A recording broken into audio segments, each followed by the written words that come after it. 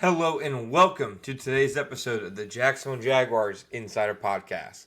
My name is John Shipley. I am your host and beat reporter, and I have been your beat reporter covering the Jacksonville Jaguars for On SI every single day since August 2019, and we are continuing to move forward through yet another offseason together. As always, you can always find our 100% free, 24/7 boots on the ground coverage of the Jacksonville Jaguars when you follow us on social media such as Facebook or Twitter at Jaguars on SI. You can also find us at www.si.com/NFL/Jaguars. All right, folks, today we are going to talk about what really has become kind of a troublesome trend for the Jaguars over the course of training camp. The Jaguars placed a second corner on the reserve injured list in the last week or so, with Zechariah McPherson now being placed on that list. McPherson got injured during Tuesday's practice. We all saw it happen. He went down. I will say the first person to go to him to check on him was defensive coordinator Anthony Campanile. I think you can see, I said to somebody when I saw it happen, I think that's when you can see, the genuine part of him as a coach and a person that a lot of players seem to be all in on. And it's not like McPherson was slotted to be a starter. I do think he had a chance to make the roster because he's had a really strong, some flashes throughout training camp. He had a good scrimmage, etc. I'd say if you had asked me, probably one of their top 6 cornerbacks. The concerning part of the trend is he is now the 4th cornerback since training camp started to get injured. Buster Brown got injured, out all of training camp. Levi Wallace, who's only here very shortly, reserve injured list. Tyson Campbell, day-to-day with an undisclosed injury. We don't know what it is. We don't know how serious it is. But fact of the matter is we haven't seen him on the practice field this week. And then, of course, there's the injury to McPherson. So the Jaguars, the cornerback room was already one where after the first couple guys, it was kind of a touch and go. And now, 4 guys injured. 2 who I'd say are pretty important, and Tyson Campbell and Buster Brown. And then 2 veteran guys, especially Levi Wallace, could have been seen as a high-floor veteran guy to maybe kind of step in there as a bottom-of-the-roster type. And McPherson is another guy with some experience, played for the Eagles for a little bit, who, again, was having a strong training camp. The Jaguars, they still have Jordan Lewis. They still have Jarian Jones. They still have Travis Hunter when he's healthy. The next guy up, I'd say the number 4 corner right now is Christian Braswell.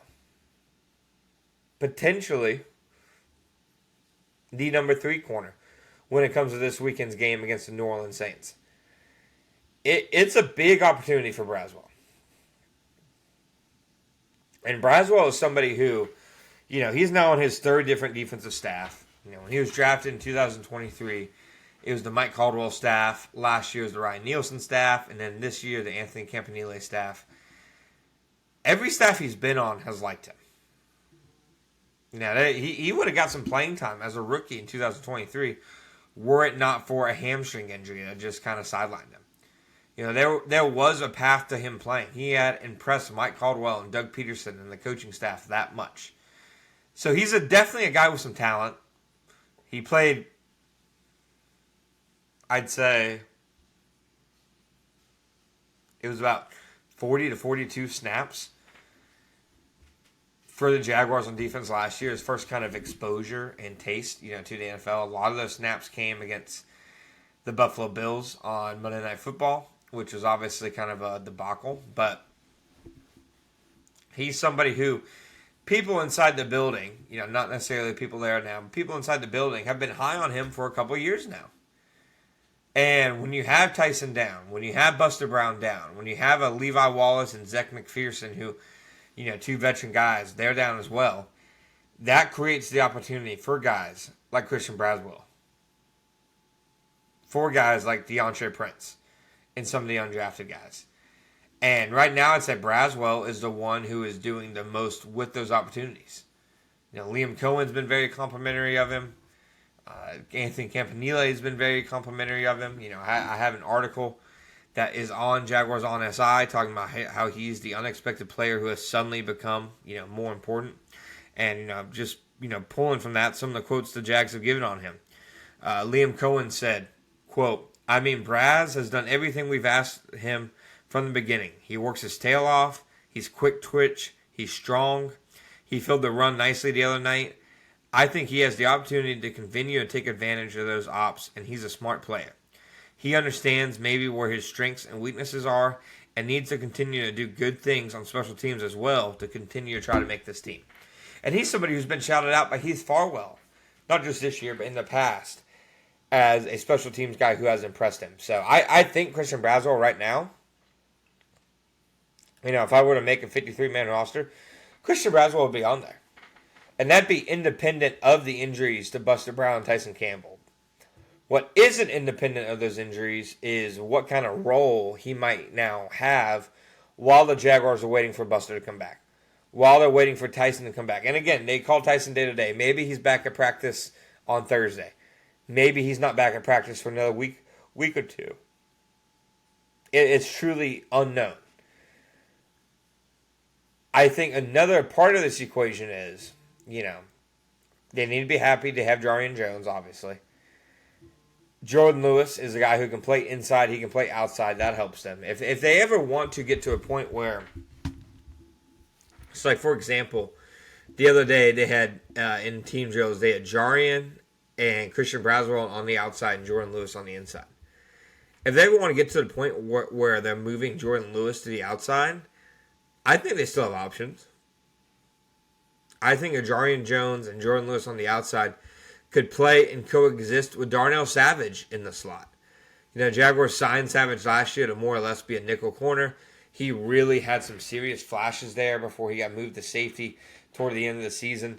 And, you're seeing him get more and more nickel reps over the last few days. That's one thing that I think is worth exploring.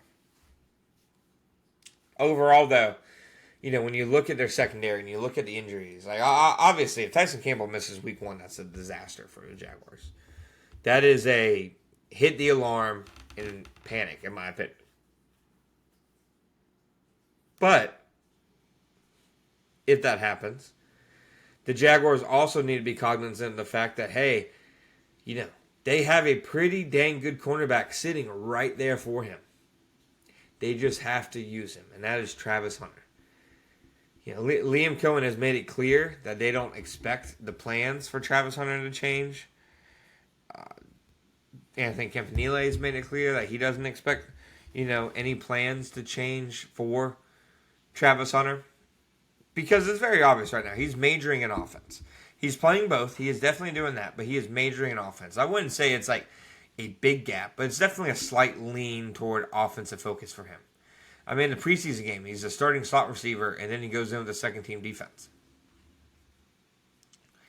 To me, though, if you're facing these kind of injuries and they continue to stack up, and if Tyson and Buster are missing time, and it becomes a question of whether they will be ready for week 1. And this is just a hypothetical. I'm not reporting that. I don't know anything about their timelines or their injuries. But if they were each, slated to return after week 1, I think it's worthwhile having Travis Hunter out there more. Travis Hunter is their most dynamic athlete. Not just on defense, I'd say arguably on offense, him and Brian Thomas Jr. He has great ball skills, great instincts. He has taken the cornerback like a fish to water. You guys have heard me say it before. I truly believe that he was exclusively a corner, that he would finish the year as like a top 10 corner in the entire NFL. He is that dang good at the position. So I think it's something worth considering. With all these injuries, if you get closer to week 1 and Tyson's not playing and Buster's not playing, I think maybe you have Travis Hunter specialize on defense and minor on offense. Because you do have De'Ami Brown. You do have, obviously, Brian Thomas Jr. You have Parker Washington, who's been absolutely fantastic over the course of training camp. So they have their options. It's just, to me, if things go a certain way, I think it will be time to, kind of reverse the flow for Travis. And maybe specialize on defense instead of on offense. That is all I have for you guys for today. Please, as always, thank you for listening. You can find us at the Jacksonville Jaguars Insider Podcast on Apple Podcasts and Spotify. Or a reminder, of course, we are there every single day, boots on the ground, and we will be continuing to give you guys the best Jaguars coverage you'll find anywhere.